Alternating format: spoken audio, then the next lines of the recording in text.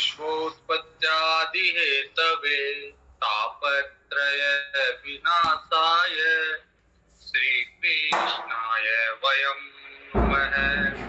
कृष्णं नारायणं वन्दे कृष्णं वन्दे व्रजप्रियं कृष्णं द्वैपायनं वन्दे कृष्णं वन्दे वृथासुतम्। श्रीमद् भागवत महापुराण के 5 स्कंद हमने अब तक देख लिए।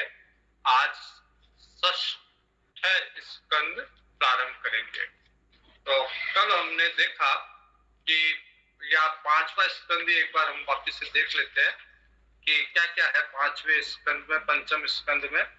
पंचम स्कंद में मनु महाराज के जो दूसरे पुत्र थे प्रियव्रत जी, उनका और उनके वंश का वर्णन है। तो पहले हमने देखा प्रियव्रत जी जो एक विरक्त भाव में थे और वो प्रजा की वृद्धि कर या गृहस्थ में प्रवेश भी नहीं करना चाहते थे, केवल भगवान में उनका मन लगा हुआ था। लेकिन फिर ब्रह्मा जी के समझाने पे और नारद जी को वो एक तरह से गुरु मानते थे, तो ब्रह्मा जी के समझाने से और नारद जी ने भी फिर कहा, तो प्रियव्रत जी गृहस्थ आश्रम में प्रवेश करके और पिता का दिया हुआ राजकार्य करते हैं और फिर एक अवस्था के बाद में सब कुछ छोड़ के जंगल में वन में चल जाते, संन्यास मार्ग ले लेते हैं। वैसे ही उनके पुत्र अग्निद्र और फिर उसी वंश में राजा नाभि और राजा नाभि के पुत्र ऋषभ देव जी, जिन्होंने जैन परंपरा की स्थापना की। जैन तीर्थंकरों में सबसे पहले तीर्थंकर ऋषभ देव जी हैं। तो ऋषभ देव जी ने ज्ञान प्राप्त करके उस ज्ञान को प्रजा के अंदर एक सत्र का आयोजित करके और उस सत्र में प्रजा को वो ज्ञान जो आत्मा का ज्ञान था उसे बताया, प्रजा को सबको बताया। फिर उसके बाद में ऋषभ देव जी के बाद में भरत जी हुए। ऋषभ देव जी के 100 पुत्रों में से सबसे बड़े पुत्र जड़ भरत जी थे। तो जड़ भरत जी थे जिन्होंने अनेक वर्ष तक राज्य करने के बाद में सारे राज्य का मोह त्याग के और वन में चले गए, भगवान का भजन करते थे। लेकिन अंत समय में एक हिरण के बच्चे में उनका मोह रह गया, जिसके कारण अगला जन्म उसे हिरणी के रूप में लेना पड़ा उन्हें। और वो शांत भाव से किसी के साथ घुलने मिलने के एकांत में रहती थी हिरणी, और अंत समय में भगवान का स्मरण करते करते प्राण त्याग किया। और वो जड़ भरत जी फिर अगले जन्म में, मतलब जो अंतिम जन्म है, उसमें एक ब्राह्मण के यहाँ जन्म लेते हैं। अंतिम देह उनका ब्राह्मण का रहता है और उसमें पिता के द्वारा अनेक प्रयास करने के उपरांत भी वो कुछ सीखते नहीं है, क्योंकि उनको अंदर का ज्ञान पहले से ही है। जड़ भरत जी को अंतर ज्ञान है और वो समझते हैं कि संसार जो है वो एक तरह से भवाट भी है, एक तरह से जंगल है जिसमें फंसना नहीं चाहते, इसलिए वो कुछ भी नहीं सीखते, जड़वत रहते हैं। और अंत में फिर डाकू पकड़ के ले जाते हैं, भद्रकाली के यहाँ उनकी बलि देने का प्रयास करते हैं।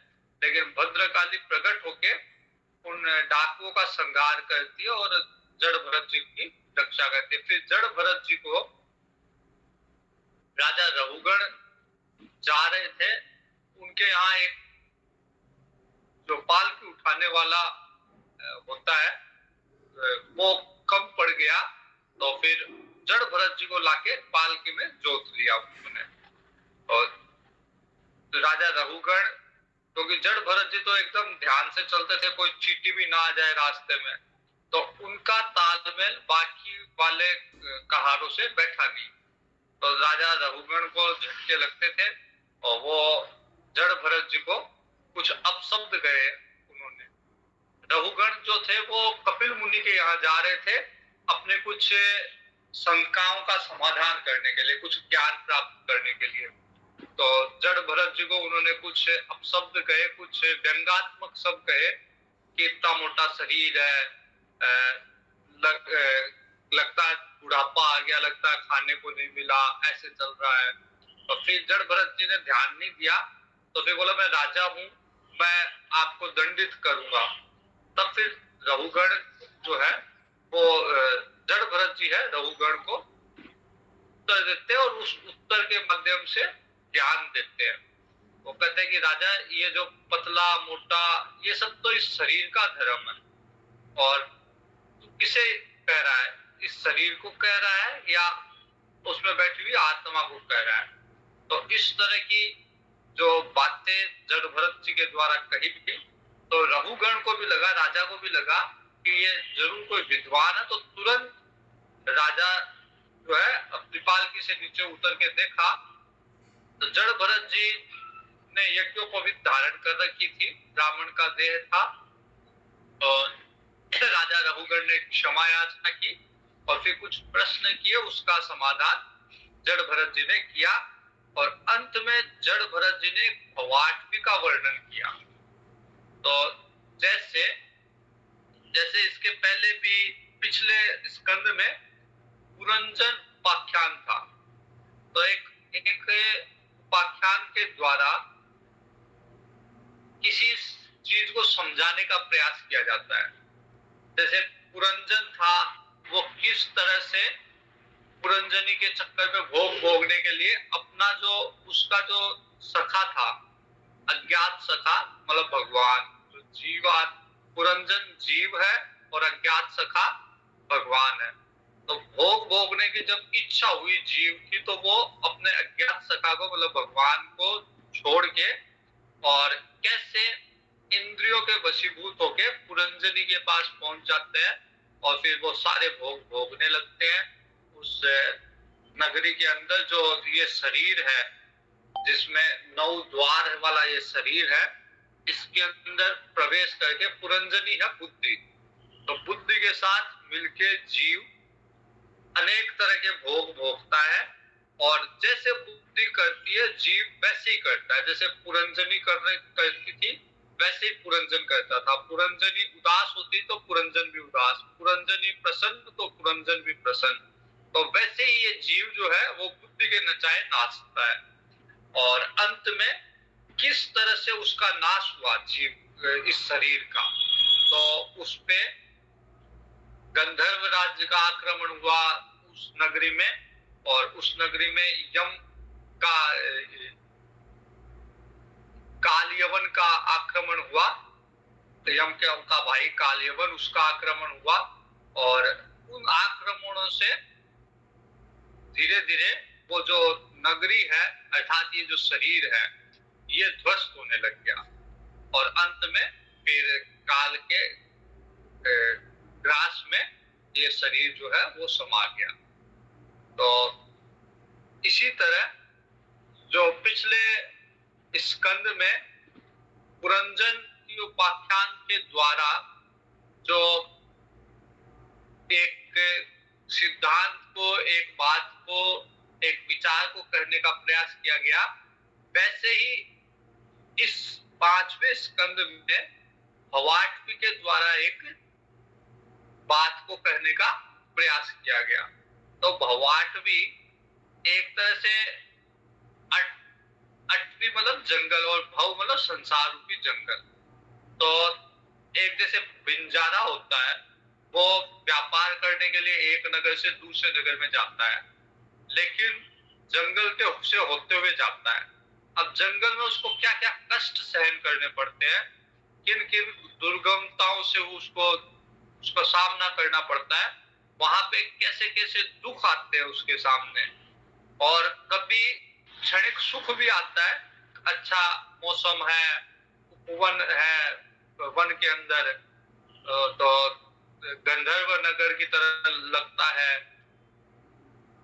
जंगलों में कई कई जगह बहुत सुंदर सुंदर वन होते हैं, वहां जाके मतलब पूरी थकान दूर हो जाती है। वहां बहुत अच्छी सुगंध आती रहती है, बड़ा सारा मैदान होता है घास का हरा भरा, और अनेक तरह के बहुत तरह तरह के पुष्प होते हैं और घास का मैदान भी ऐसे होता है जैसे कोई अभी कटिंग कराई हो, इस तरह का एकदम सुंदर मैदान होता है। क्योंकि कई जानवर जो है वो उसको चर चर के एकदम कटिंग टाइप में करते हैं उसकी, तो बहुत सुंदर नंदन वन की तरह वो होते हैं जंगल में कई।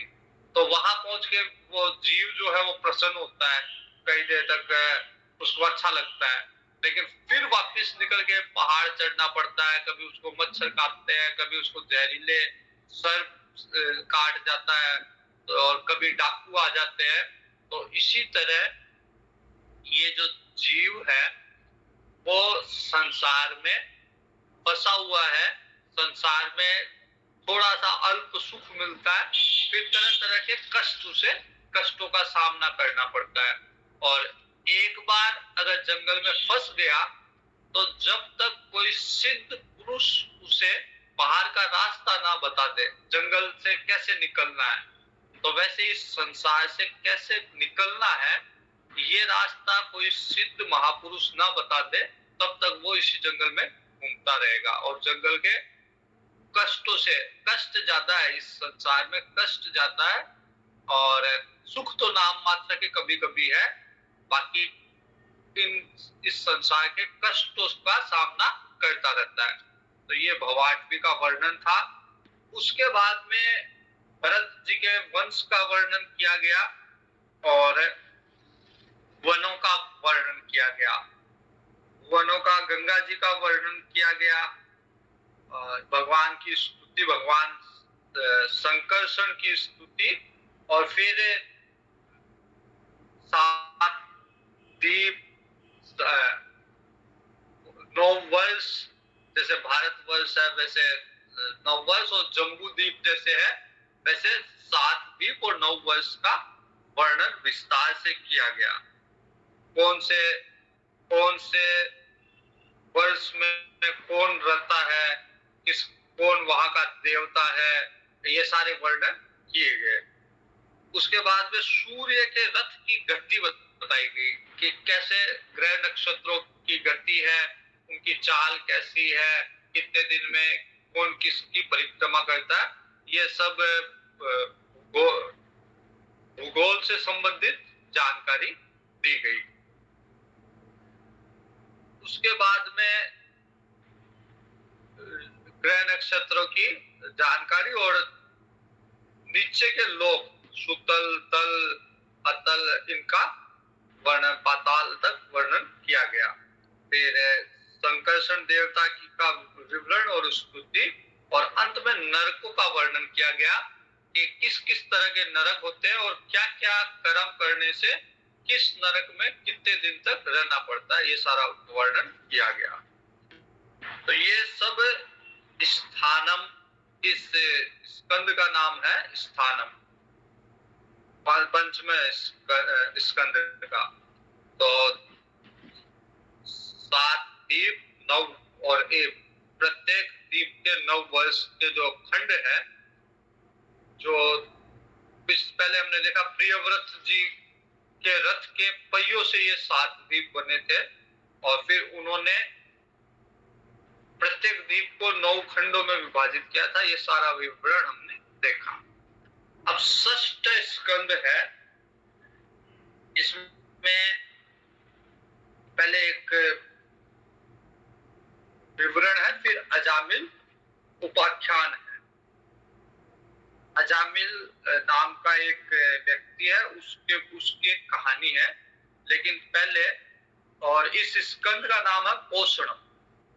पिछले वाले का नाम था स्थानम, क्योंकि वहां पे भूमंडल का विवरण था कि जीव अब कौन से स्थान में रहेगा, अब है कि उसका पोषण कैसे होगा। तो अनेक कहानियों के द्वारा बताया जाएगा कि भगवान का नाम लेने से उसका पोषण होगा। जीव का पोषण अन्न खाने से नहीं, भगवान का नाम लेने से होता है।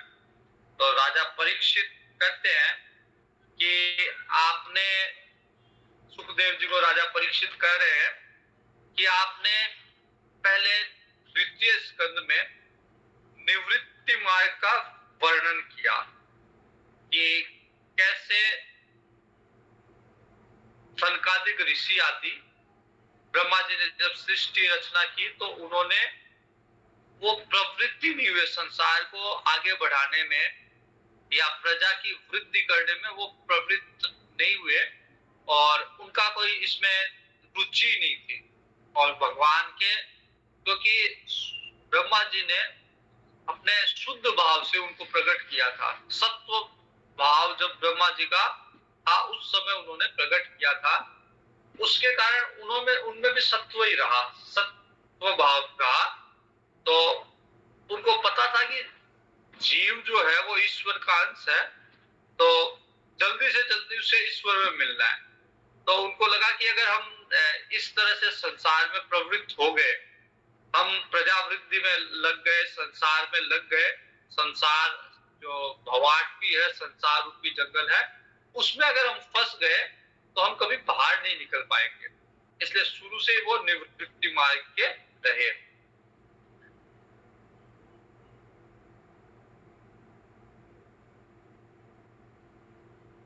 और उन्होंने ब्रह्मलोक से होते हुए फिर वो ब्रह्मा जी के साथ ही मुक्त हो गए।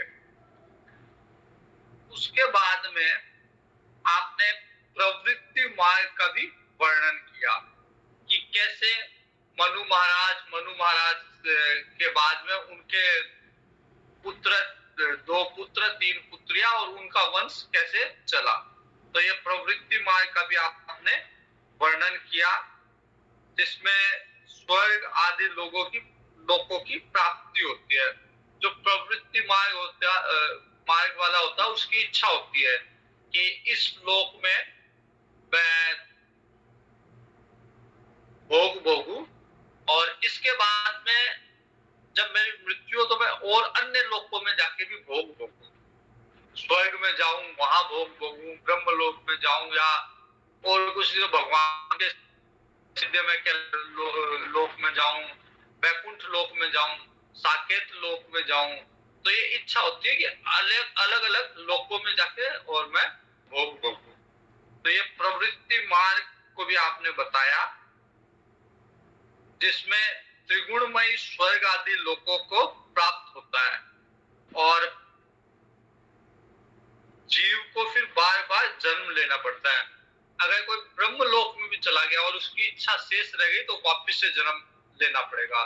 स्वर्ग में जाएगा, जितना पुण्य है वहां रहेगा, वापस से उसको संसार में आना पड़ेगा। तो आपने निवृत्ति मार्ग भी बताया, प्रवृत्ति मार्ग भी बताया, राजा परीक्षित कह रहा है सुखदेव जी को। फिर आपने नरकों का वर्णन भी कर दिया, स्वर्ग का वर्णन भी कर दिया कि कैसे व्यक्ति कामना के वशीभूत होकर स्वर्ग में जाता है। जब उसके पुण्य रहते हैं तो वो स्वर्ग में जाता है, उसके पाप होते ज्यादा तो वो नरक में जाता है। नरक में जाके अधर्म करने से अनेक नरकों को प्राप्त करता है, उसका आपने विस्तार से वर्णन किया। फिर मनवंतर का भी वर्णन आपने किया, जिसमें भगवान मनु महाराज स्वयंभू मनु थे। तो मनवंतर आगे आएगा, मनवंतर, हर मनवंतर के एक मनु होते हैं और अलग अलग सप्त ऋषि, अलग अलग देवता हर मनवंतर के होते हैं। तो कुल मिला के 14 मनवंतर है। तो मनु जो होता है उसका मुख्य दायित्व है धर्म की रक्षा करना, न्याय करना। जैसे न्यायपालिका है उस तरह मनु महाराज का उसमें रोल होता है, उसमें उनका दायित्व होता है। तो वो सारे धर्म की रक्षा मनु महाराज करते हैं। तो आपने एक मनवंतर के बारे में, मनु महाराज जो स्वयंभू मनु थे, उनका आपने वर्णन किया कि कैसे उनके पुत्र, 3 पुत्रियां 2 पुत्र, कैसे उनका वंश चला, वो सारा आपने वर्णन किया। फिर साथ ही आपने चौथे और 5वें स्कंद में प्रियव्रत और उत्तानपाद, इनके वंशों का, इनके चरित्र का और द्वीप, वर्ष, समुद्र, पर्वत, नदी, उद्यान, विभिन्न द्वीपों के वृक्ष का निरूपण किया, मतलब भौगोलिक स्थिति का वर्णन किया आपने। भूमंडल की स्थिति का वर्णन किया आपने, जो भूमंडल को द्वीप, वर्ष में बांटा गया वो सारा आपने बताया। उसके लक्षण, परिणाम, नक्षत्रों की स्थिति, अतल भूतल, सब आपने बताया। भगवान ने जिस प्रकार सृष्टि की वो सारा सृष्टि का आपने ज्ञान मुझे दिया। परीक्षित बोल रहा है, राजा परीक्षित बोल रहा है सुखदेव जी। अब परीक्षित जी का प्रश्न है कि अब मैं वो उपाय जानना चाहता हूं जिसके अनुष्ठान करने से मनुष्य अनेक जो यातनाएं सहन करता नरक में जाके उसे न जाना पड़े। ऐसा कौन सा अनुष्ठान करे ताकि वो नरक में ना जाए और अनेक तरह की यातना सहन ना करे।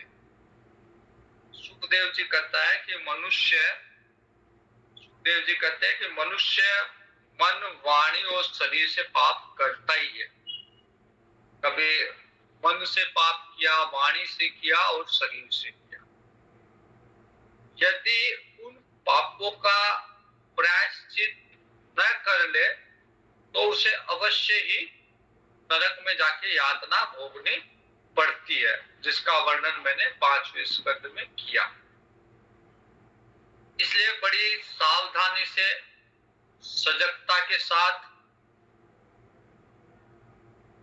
मृत्यु के पहले पहले सब पापों का प्रायश्चित कर डालना चाहिए।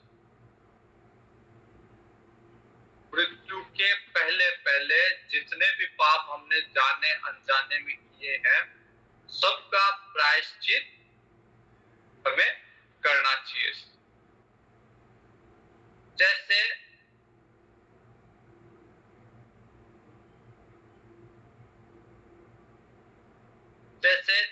चिकित्सक है, वो जानता है कि कौन सा रोग बड़ा है कौन सा छोटा है, तो उस हिसाब से उन पापों का, हमने जो पाप किए हैं उनका आकलन करना चाहिए कि कौन सा पाप बड़ा पाप किया है, कौन से छोटे छोटे पाप किए, कौन सा जान के किया है, कौन सा अनजाने में किया है, और फिर उसी हिसाब से हमें उसका प्रायश्चित करना चाहिए। अगर बड़ा पाप किया है तो प्रायश्चित भी बड़ा, छोटा पाप किया है तो भगवान से प्रार्थना करके और उसका प्रायश्चित करना चाहिए। तो राजा परीक्षित का प्रश्न है कि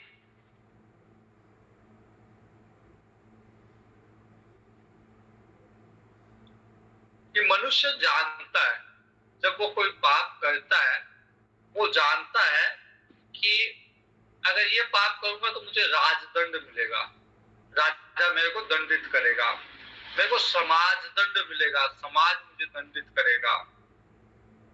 लौकिक और शास्त्रों के नरक गमन का भी उसे पता है। उसे पता है कि अगर मैंने कोई पाप किया तो ये संसार मेरे लिए नरक बन जाएगा। अगर मुझे राजदंड मिला, जेल में डाल दिया गया, या समाज दंड मिला, समाज से बहिष्कृत कर दिया गया, तो मुझे लौकिक दंड मिला, यातनाएं मिली और लौकिक रूप से नरक बन गया मेरा जीवन। या शास्त्रीय नरक, कि मरने के बाद में जो नरकों का वर्णन किया गया है वहां जाके मुझे कष्ट सहन, यातनाएं सहन करनी पड़ेगी। ये बात मनुष्य जानता है, पाप करता वो भी जानता है, लेकिन फिर वो पाप जानते हुए कि मैं पाप कर रहा हूं, उसके लिए नरक का प्रावधान है, उसके लिए राजदंड का प्रावधान है, उसके लिए समाज दंड का प्रावधान है, ये जानते हुए भी मनुष्य पाप करता है। एक बार क्या हुआ कि ब्रिटेन में जेब कतरों की या चोरी की वारदातें बहुत ज्यादा होने लग गई। तो वहां की राजा ने ये निर्णय दिया, ये व्यवस्था की कि अगर कोई जेब कतरा मिल जाएगा, कोई जेब काटने वाला मिल जाएगा, तो उसे सरेआम चौराहे पे लाके फांसी पे लटकाया जाएगा। तो एक जेब कतरा मिला जो जेब काट रहा था, उसे सरेआम घोषणा की गई कि इसे सरेआम चौराहे पे फांसी दी जाएगी। उस चौराहे पे जब फांसी दी जा रही थी, उस समय बहुत सारी भीड़ इकट्ठा हुई थी उसे देखने के लिए। उस फांसी को देखने के लिए बहुत सारी भीड़ इकट्ठा हुई थी। और जब फांसी दी जा रही थी, उसी समय भीड़ के अंदर भी कुछ जेब कतरे थे और भीड़ में से अनेक लोगों की जेब काटी उन्होंने। तो वो ये जानते हुए भी इसका परिणाम, जैसे इसको फांसी दी जा रही है वैसे मुझे भी फांसी दी जा सकती है, ये जानते हुए भी उन्होंने जेब काटी। तो वैसे ही मनुष्य जानता है कि मैं पाप करूंगा तो इसकी लौकिक या वैदिक सजा मुझे मिलेगी। या तो संसार में कोई मेरे को इसकी सजा देगा, या अगर संसार वालों से बच भी गया तो भगवान मेरे को इसकी सजा देंगे, नरक में ले जाएंगे, वहां यातनाएं देंगे। लेकिन ये जानते हुए भी व्यक्ति पाप करता है। राजा परीक्षित का प्रश्न है कि पाप वासनाओं से विवश होकर बार बार वैसे ही कर्मों में प्रवृत्त हो जाता है, ऐसी अवस्था में पाप का प्रायश्चित कैसे करे? आपने कहा कि नरक नहीं जाना है तो प्रायश्चित कर लो, मरने के पहले प्रायश्चित कर लो। और संसार में देखा यह जाता है कि व्यक्ति पाप करता है, प्रायश्चित कर लेता है, फिर वही पाप करता है। पाप वासनाओं से वशीभूत है वो। अगर किसी को, जैसे शराबी है, उसको वो कसम खाएगा कि आज के बाद मैं किसी की भी कसम खा लेगा, शराब नहीं पीऊंगा, और फिर अगले दिन फिर पिएगा। तो जैसे शराबी को शराब पीने का नशा है, वैसे हम लोगों को पाप करने का नशा है, या पाप की वासनाओं से वशीभूत होके हम अगर प्रायश्चित भी कर लेते हैं फिर हम कोई पाप कर जाते हैं। तो राजा परीक्षित का प्रश्न है कि आपने कहा कि अगर नरक नहीं जाना तो मरने के पहले पहले प्रायश्चित कर लेना चाहिए, लेकिन उस प्रायश्चित का क्या लाभ जो प्रायश्चित करके फिर पाप करे व्यक्ति? अगर जैसे मान लीजिए कि अगर मैंने कोई पाप किया, जैसे मैंने अगर किसी मंदिर में चूहा मेरे से मरा और मुझे पता है कि इसका दर्द है कि सोने का चूहा चढ़ाना पड़ेगा, मैंने सोने का चूहा बना के चढ़ा दिया, और फिर मैं वही पाप कर रहा हूँ और मेरे को पता है प्रायश्चित हो जाएगा इसका, फिर एक सोने का चूहा चढ़ा दिया, तो उससे वो कर्म तो नहीं रुका ना। वो जैसे बहुत सारे चोर होते हैं, उनको पता है कि अगर मैं चोरी करता हूँ पकड़ा जाऊंगा तो मैं 6 महीने मुझे जेल है, तो वो जेल में जाएगा, 6 महीने रहेगा, वापिस आके फिर चोरी करेगा। तो राजा परीक्षित कह रहे हैं कि ये प्रायश्चित कर लेने से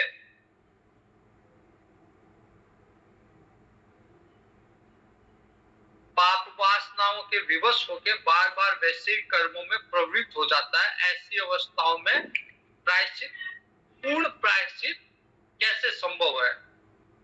मनुष्य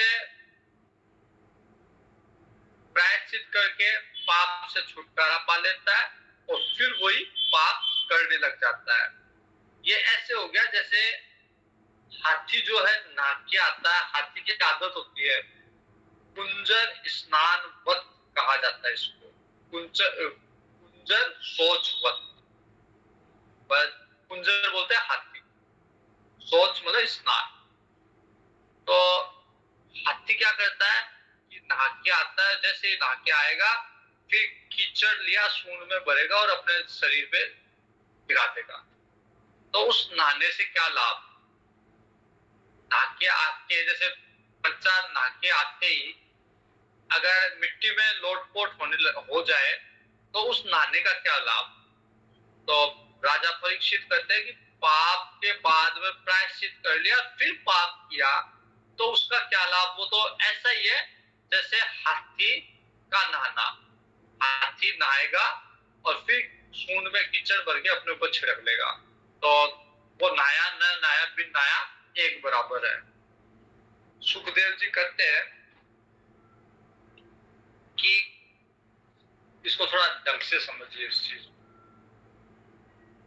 का। सुखदेव जी कहते हैं कि कर्मों के द्वारा ही कर्मों का निर्बीज नाश नहीं होता। अगर मैं कोई कर्म कर रहा हूं और मुझसे कुछ गलतियां होगी तो प्रायश्चित के रूप में भी अगर कर्म बता दिया गया, जैसे मैंने गीता जी पढ़ी, उसमें कुछ गलतियां है और उसका प्रायश्चित करने के लिए कहा कि पढ़ लो, या अन्य कोई कर्म मैंने किया और उसका प्रायश्चित करने के लिए मुझे फिर एक कर्म बता दिया गया, तो सुखदेव जी कहते हैं कि इससे निर्बीज नाश नहीं होगा, क्योंकि कर्म का जो अधिकारी है वो अज्ञानी है। कर्म कौन करता है?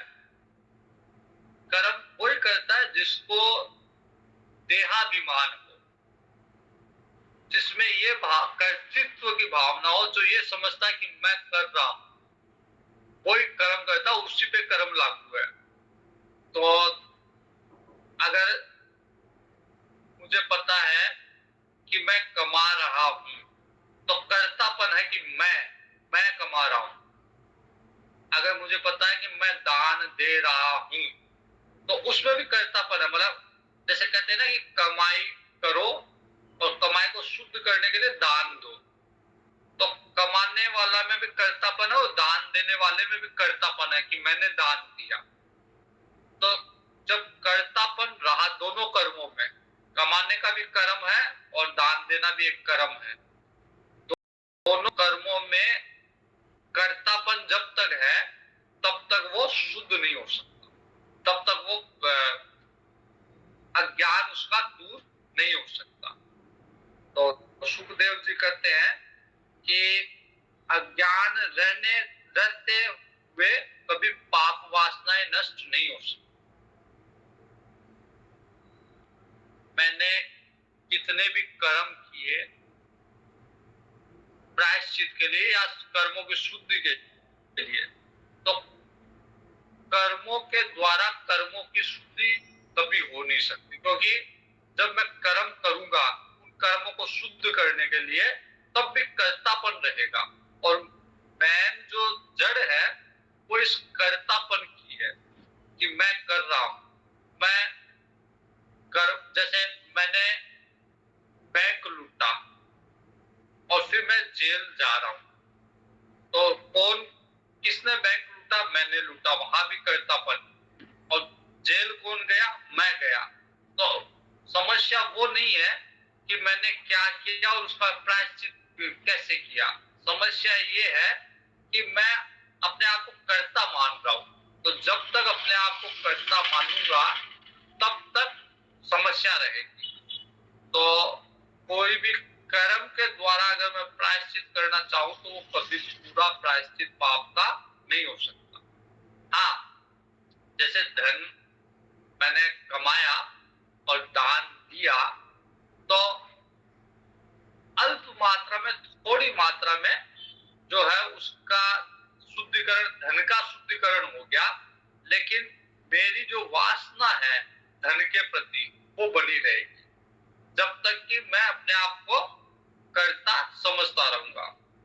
तो सुखदेव जी कहते हैं कि सच्चा जो प्रायश्चित है वो तत्व ज्ञान है। जब ये समझ लूंगा कि मैं करता नहीं, गीता जी में तो यहाँ तक लिखा हुआ है और कई उपनिषदों में, कठोपनिषद में भी लिखा हुआ है कि कोई व्यक्ति आत्मज्ञानी है, तत्वज्ञानी है, आत्मा को जानता है, फिर वो भले ही सारे संसार की हत्या कर दे, उसको हत्या का पाप नहीं लगेगा, क्योंकि उसको तत्व का ज्ञान है। भगवान गीता में ये समझा रहे अर्जुन को कि तू डर मत, तू युद्ध कर, युद्ध में तेरे द्वारा जो हिंसा होगी उसका पाप तेरे को नहीं लगेगा। अर्जुन को डर है कि ये सारा पाप मेरे को लगेगा, स्वजन की हत्या का पाप मेरे को लगेगा।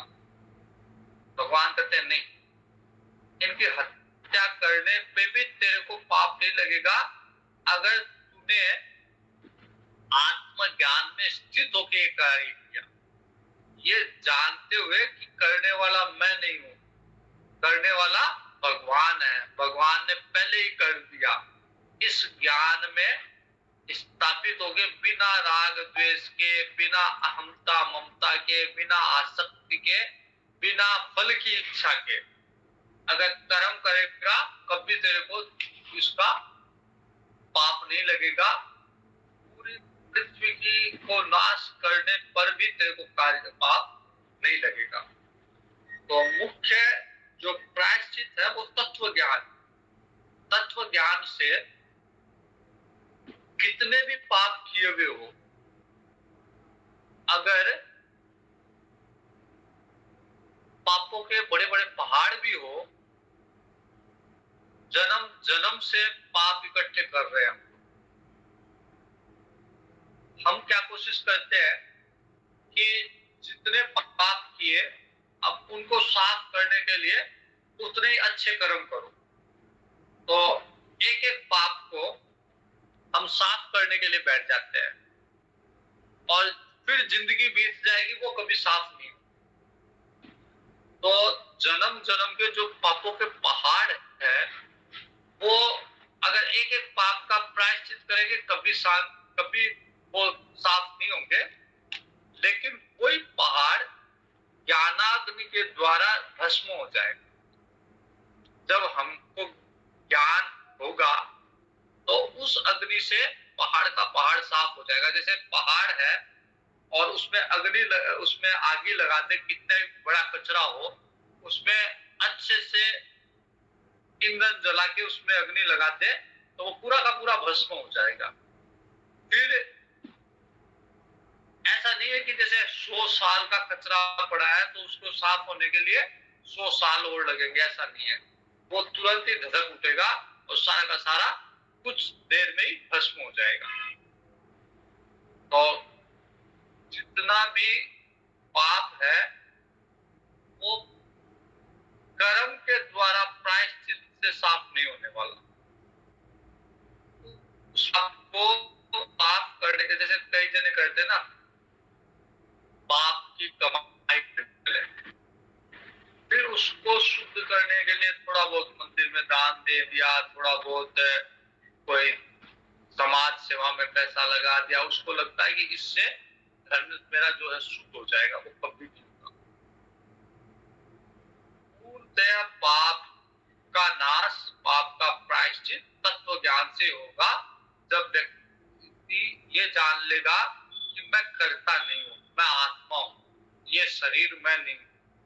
अगर इस ज्ञान में स्थापित हो गया तो उसके पूरे पुराने पाप भी नष्ट हो जाएंगे। वो जो कर रहा है उसका पाप भी नहीं लगेगा और भविष्य में कभी पाप उत्पन्न नहीं होंगे उसको। तो तत्व ज्ञान का इतना महत्व है। जो पुरुष केवल बीमार व्यक्ति कब होता है कि जब वो उल्टा सुल्टा खा लेता है, जो सुपथ्य नहीं है वो खा लेता है, उसका सेवन कर लेता है। लेकिन जो केवल सुपथ्य खाता है, सादा भोजन करता है, वो उसकी संभावना ही नहीं है कि वो बीमार होगा। तो जो पुरुष केवल सुपथ्य का ही सेवन करता है वो रोग के वश में नहीं आता। वैसे ही अगर कोई व्यक्ति नियम का पालन कर रहा है तो धीरे धीरे उसकी पाप वासनाओं से वो मुक्त हो जाएगा और कल्याणप्रद तत्व ज्ञान उसे प्राप्त हो जाएगा।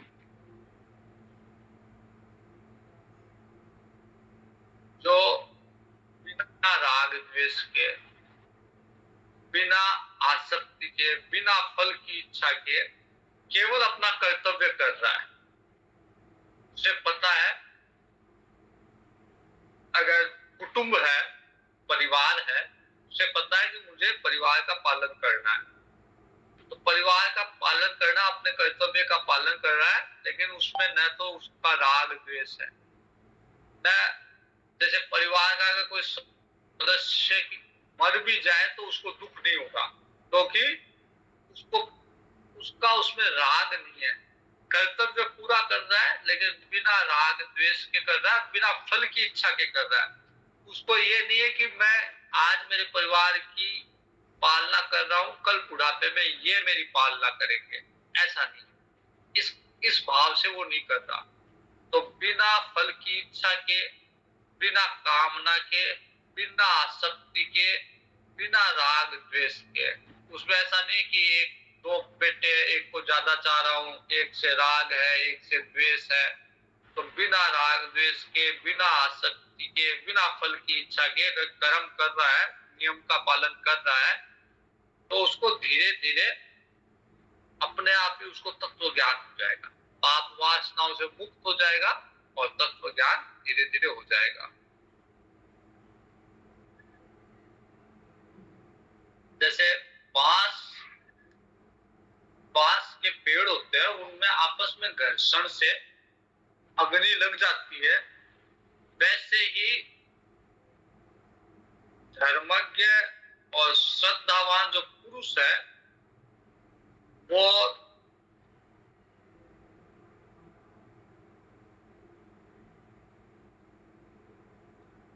धर्मज्ञ और श्रद्धावान पुरुष है, वो धीरे धीरे वो पुरुष तपस्या, ब्रह्मचर्य, इंद्रियों का दमन करके, मन को स्थिर करके, दान, सत्य, इन सब को करता करता बाहर भीतर से पवित्रता, यम नियम का पालन, ये 9 साधन है, इन साधनों को करता करता मन, वाणी और शरीर द्वारा किए गए बड़े से बड़े पापों को भी नष्ट कर देता है। तो तत्व ज्ञान के लिए यम नियम, इंद्रियों का संयम, ब्रह्मचर्य, तपस्या, इंद्रियों का दमन, मन को स्थिर करना, शुद्धता, ये सब जरूरी है। अगर इनका पालन करते करते तत्व ज्ञान तो अपने आप हो जाता है। अगर इनका पालन, नियमों का पालन कर रहा है तो उसको तत्व ज्ञान हो जाएगा और मन, वाणी और शरीर के द्वारा जो भी बड़े से बड़े पाप हुए वो सब के सब नष्ट हो जाएंगे।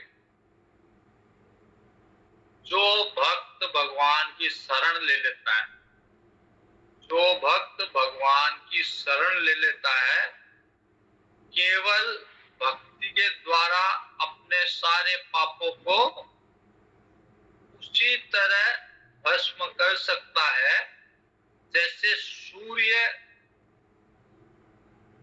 अंधकार को भस्म करता है। जैसे सूर्य उदय होते ही सारा अंधकार अपने आप भस्म हो जाता है, कहीं पे भी कोई अंधकार नहीं रहेगा फिर। वैसे ही जो व्यक्ति भगवान की शरण में चला गया, भगवान का आश्रय ले लिया, तो भक्ति का उदय होते ही सारे पाप अपने आप नष्ट हो गए, जैसे सूर्य उदय होते ही सारा अंधकार नष्ट हो गया। इसलिए परीक्षित, पापी पुरुष की जैसी शुद्धि भगवान के को आत्मसमर्पण करने से होती है और भक्तों का सेवन करने से होती है। आत्मसमर्पण होगा कैसे? भक्तों के सेवन से। भक्तों का जब तक संग नहीं होगा तब तक आत्मसमर्पण, भगवान के प्रति समर्पण होगा नहीं। तो जैसी शुद्धि आत्मसमर्पण से भगवान के भगवान के भक्तों का सेवन करने से होती है, वैसी शुद्धि तपस्या आदि के द्वारा नहीं हो सकती। जो शुद्धि भगवान के समर्पण, भगवान के प्रति समर्पण और भक्तों के संग से होती है, वैसी शुद्धि अगर अपने आप से तपस्या करूं तो नहीं होती। वापिस की अहंकार पालना होगा कि मैंने तपस्या की। अभी एक कोई व्यक्ति मिले थे कल, तो जाते उन्होंने सारी अपनी बताना शुरू कर दिया, मैं ये करता हूँ, मैं ये करता हूँ, मैं ये करता हूँ। अच्छे कार्य करते हैं, लेकिन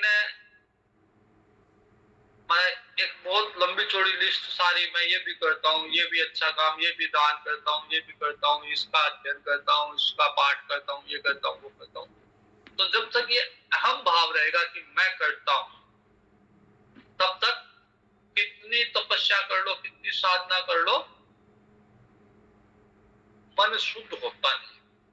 तो ये अहम भाव कि मैं करता हूँ, मैं करता हूँ, ये जाएगा कि जब भगवान के प्रति समर्पित कर दिया कि मैं करके भी अगर गिना रहा हूं, मैं करके भी बता रहा हूं, मैं दान करके भी बता रहा हूं कि मैंने दान किया, मैं पूजा करके भी बता रहा हूं कि मैं पूजा करता हूं, मैं भगवान की स्तुति गा के बता रहा हूं कि मैं स्तुति गाता हूं, मैं भगवान के स्तोत्र बोल के भी लोगों को बता रहा हूं कि मैं स्तोत्र बोलता हूं, तब तक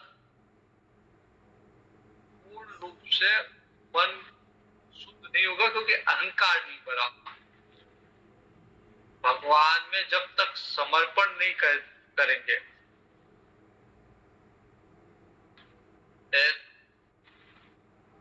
कोई भी पूजा करने के बाद में पंडित जी स्तोत्र बोलते हैं, नारायणाय समर्पयामि, तो भगवान को समर्पित कर दिया। तो अब समर्पित कर दिया तो फिर वो मेरा तो रहा ही नहीं, मैंने दे दिया, भगवान को दे दिया। अब फिर मैं उसको गिनाऊंगा कि मैंने किया, मैंने शिव जी का अभिषेक किया, और लास्ट में पंडित जी ने बुलाया, मैंने बोल दिया यद यद कर्म करोमि तत् तत् संभूत आराधनम, या और किसी स्तोत्र से मैंने कह दिया कि जो भी मैंने कर्म किया है वो कायेन वाचा मनसेन्द्रिय वा बुद्ध्यात्मना वा प्रकृति स्वभावात् यद यद करोमि तत् तत् नारायणाय समर्पयामि। तो अगर मैंने उसको भगवान को समर्पित कर दिया तो फिर वो मेरा रहा ही नहीं, फिर मैं कैसे गिना सकता हूँ कि मैंने किया। तो ये जो समर्पण बुद्धि है, ये केवल भक्तों के संग से आती है। जब दूसरों को हम ये करते हुए देखते हैं कि ये इतना सब कुछ करके भी ये कभी गिनाता नहीं है कि मैंने किया, तब फिर वो बुद्धि जागृत होती है कि भगवान को कैसे सही अर्थों में समर्पित किया जाए। और केवल भक्ति के द्वारा अपने सारे पाप नष्ट कर सकता है। भगवान के प्रति आत्म समर्पण के सेवन से होता है, तो तपस्या के द्वारा ये होता है। तो संसार में मुक्ति का मार्ग जो है वो सर्वश्रेष्ठ, भय रहित और कल्याण स्वरूप है। अन्य मार्गों में भय रहता है। अगर मैं अपने बल पे कुछ कर रहा हूं, भगवान का ही नाम का जप का मान लो पुरस्चरण कर रहा हूं, मैंने संकल्प लिया कि मैं गायत्री पुरस्चरण करूंगा, 24 लाख गायत्री का जप करूंगा, तो हमेशा भय रहता है कि नहीं कर पाया तो मुझे पाप लगेगा। अगर बीच में ही नष्ट हो गया, मेरा संकल्प टूट गया, तो मुझे पाप लगेगा। और फिर ये भय रहता है कि कर लूं और इसका फल नहीं मिला तो क्या होगा। कई बार ऐसे भी भय होता है कि जैसे ही करूंगा, भगवान का नाम लूंगा, इंद्र आके विघ्न डालेगा या दुष्ट विघ्न डालेगा। तो अपने बल पे करने से भय ज्यादा होता है। कोई भगवान के भरोसे होके करने से, समर्पण बुद्धि से करने से भय रहित हो जाता है व्यक्ति। तो भक्ति का पंथ जो है वो सर्वश्रेष्ठ, भय रहित और कल्याण स्वरूप है।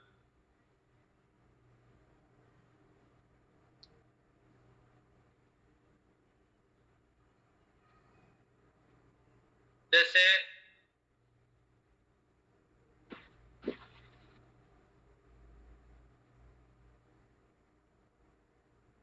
शराब से कोई घड़ा भरा हुआ है और उसको नदी में डाल, उसको निकाल दो तब भी उसमें गंध रह जाती है। वैसे ही अगर पाप को निकाल भी दो तो उस पाप की वासना रह जाती है।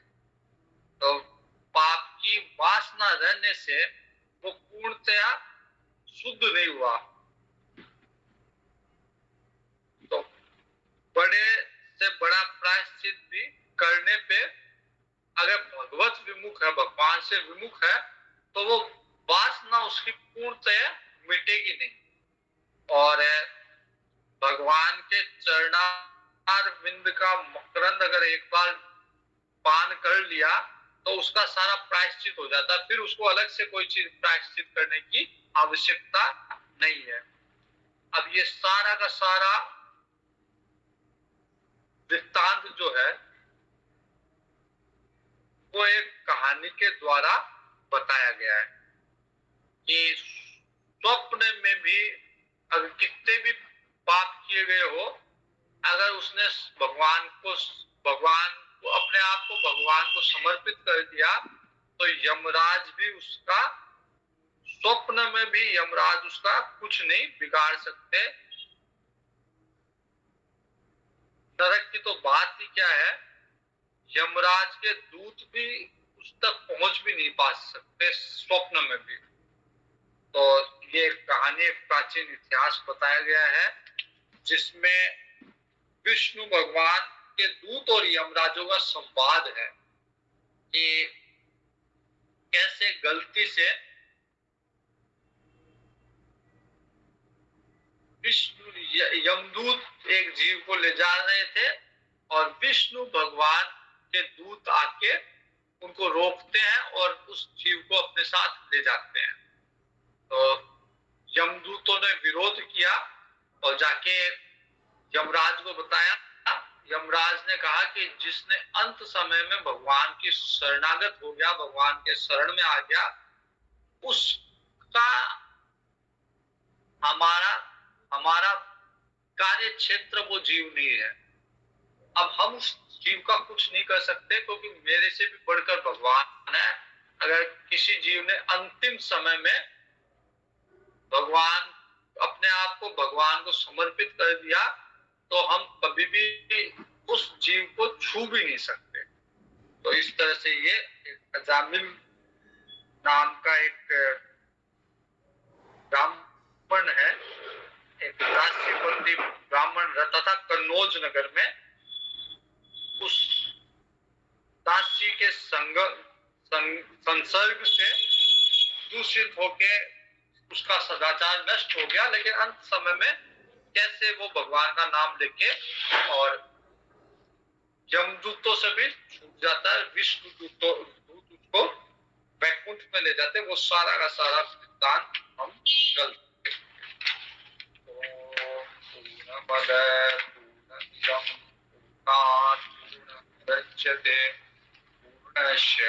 पूर्णमादाय पूर्णमेवावशिष्यते। ओम शांति शांति शांति। हरि ओम श्री गुरु नमः। हरि